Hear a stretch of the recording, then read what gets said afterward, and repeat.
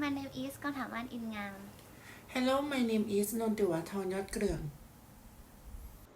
Body language refers to nonverbal signals that we use to communicate. According to experts, these nonverbal signals make up a huge part of daily communications. Our understanding body language is important, but it's also essential to pay attention to other clues, such as context. In many cases, you should look at signals as a group rather than focusing on a single action. Here, what to look for when you are trying to interpret body language. The eyes. The eyes are frequently referred to as the window to the soul, since they are capable of revealing a great deal about what a person is feeling or thinking. As you engage in conversations with another person, taking note of eye movements is a natural and important part of communication process. Some common things you may notice include whether people are making direct eye contact, or they everything their gaze, how much they are blinking, or if their pupils are dilated. When evaluating body language, pay attention to following eye signals. I guess when a person looks directly into your eyes while having a conversation, it indicates that they are interested and paying attention. However, prolonged eye contact can feel threatening. On the other hand, breaking eye contact and frequently looking away might indicate that the person is distracted, uncomfortable, and trying to conceal his or her real feeling. Blinking. Blinking is natural, but you should also pay attention to whether a person is blinking too much or too little. People often blink more rapidly when they are feeling distressed or uncomfortable. Infrequent blinking may indicate that a person is intentionally trying to control his or her eyes movement. For example, a poker player might blink less frequently because he is purposely trying to appear and excited about the hand he was dealt. Pupil size. Pupil size can be a very subtle nonverbal communication signal. While light levels in the environment control pupil dilation, sometimes emotions can also cause small changes in a pupil size. For example, you may have heard the phrase bedroom eyes used to describe the look someone gives when they are attracted to another person. Highly dilated eyes, for example, can indicate that a person is interested or even aroused. Mouth expressions and movement can also be essential in reading body language. For example, chewing on bottom lip may indicate that the individual is experiencing feeling of worry, fear, or insecurity. Covering the mouth may be an effort to be polite if the person is yawning or coughing, but it may also be an attempt to cover up a frown of disapproval. Smiling is perhaps one of the greatest body language signals, but smiles can also be interpreted in many ways. A smile may be genuine or it may be used to express false happiness, sarcasm, or even cynicism. When evaluating body language, pay attention to the following mouth and lip signals. Pursed lip. Tightening the lip may be an indicator of distaste, disapproval, and distrust. Lip biting. People sometimes bite their lips when they are worried, anxious, or stressed. Covering the mouth. When people want to hide an emotional reactions, they might cover their mouths in order to avoid displaying smile or smirk. Turn up or down slight changes in the mouth can also be subtle indicator of what a person is feeling. When the mouth is slightly turned up, it might mean that the person is feeling happy or optimistic. On the other hand, a slightly downturned mouth can be an indicator of sadness, disapproval, or even outright grimace. Gesture can be some of the more direct, obviously, body language signals. Waving, Pointing and using fingers to indicate numerical amounts are all very common and easy to understand gesture. Some gestures may be cultural, however, so giving a thumbs up or a peace signs in another country might have a completely different meaning than it does in the United States. The following examples are just a few common gestures and their possible meaning. A clenched fist can indicate anger in some situation or solidarity in others. A thumbs up and thumbs down are often used as gesture of approval and disapproval. The OK gesture, made by touching another the thumb and index finger in a circle while extending the other three fingers, can be used to mean okay or alright. In some parts of Europe, however, the same signal is used to imply you are nothing in some South American countries. The symbol is actually a vulgar gesture. The V sign, created by lifting the index and middle finger and separating them to create a V-shape mean peace or victory in some country.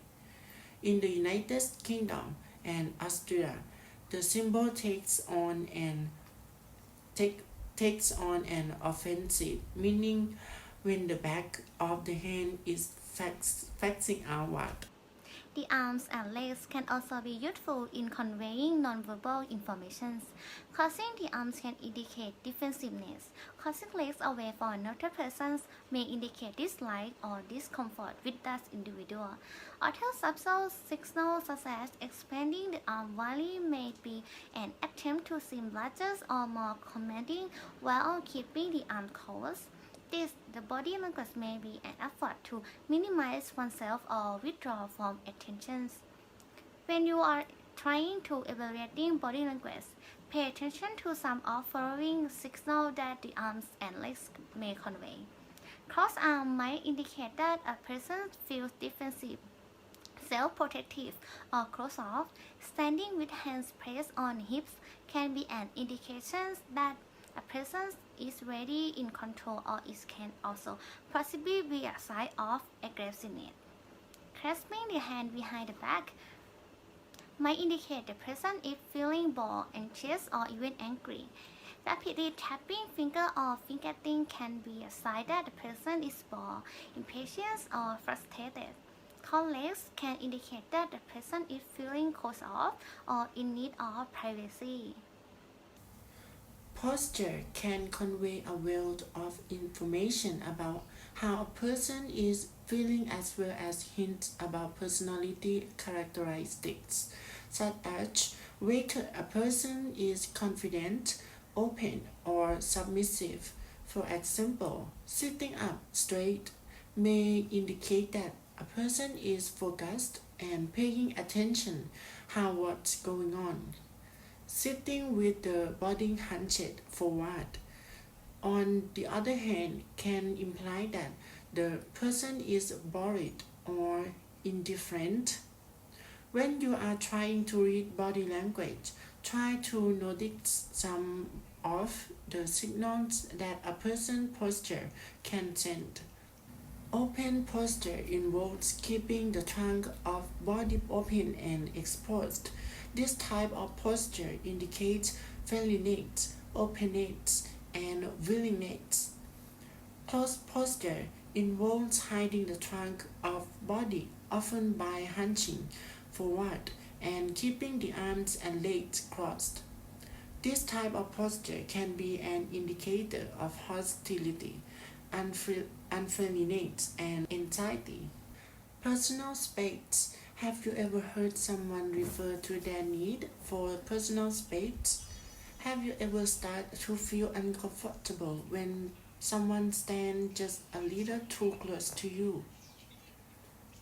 The term proxemics, coined by anthropologist Edward T. Hall, referred to the distance between people as they interact, just as body movements and facial expression can communicate a great deal of nonverbal information. So can the physical space between individuals. Hall described four levels of social distance that occur in different situations. Intimate distance 6 to 18 inches. This level of physical distance often indicates a closer relationship or greater comfort between individuals. It usually occurs during intimate contact such as hugging, whispering, or touching. Personal distance 1.5 to 4 feet. Physical distance at this level usually occurs between people who are family members or close friends. The closer to the people can comfortably stand while interacting can be an indicator of the level of intimacy in their relationship. Social distance 4 to 12 feet. This level of physical distance is often used with individuals who are acquaintances with someone who know fairly well, such as a co-worker you see several times a week. You might feel more comfortable interacting at a closer distance. In In cases where you do not know the other person well, such as a portal delivery driver you only see once a month, and a distance of 10 to 12 feet may feel more comfortable. Public distance 12 to 25 feet. Physical distance at this level is often used in public speaking situations, talking in front of a class full of students, or giving a presentation at work. A good example of such situation. It is also important to note that the level of personal distance that individuals need to feel comfortable can vary from culture to culture. One of such example is the difference between people from Latin cultures and those from North America. People from Latin countries tend to feel more comfortable standing closer to one another as they interact, while those from North America need more personal distance. So, the word form very well. Understanding body language can go a long way toward helping you better communicate with others and interpreting what others might be trying to convey. While it may be tempting to pick apart signals one by one, it's important to look at these nonverbal signals in relation to verbal communications, other nonverbal signals, and their situations. You can also focus on learning more about how to improve your nonverbal communication to become better at letting people know what you are feeling without even saying a word. Thank you.